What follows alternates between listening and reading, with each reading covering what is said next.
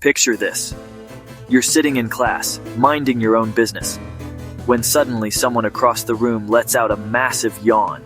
And then, like magic, you feel it coming too. Your jaw starts to drop, your eyes water, and boom, you're yawning right back at them. Here's the wild part. We yawn when our brains need more oxygen, but it's contagious. Which means yawns are literally a brain virus we spread with our mouths wide open. Think about it. When was the last time you saw someone yawn and didn't catch it yourself? It's like our brains are playing an invisible game of tag, passing this oxygen-craving signal from person to person faster than you can say achoo. Scientists think it's an evolutionary leftover from when our ancestors needed to stay alert together.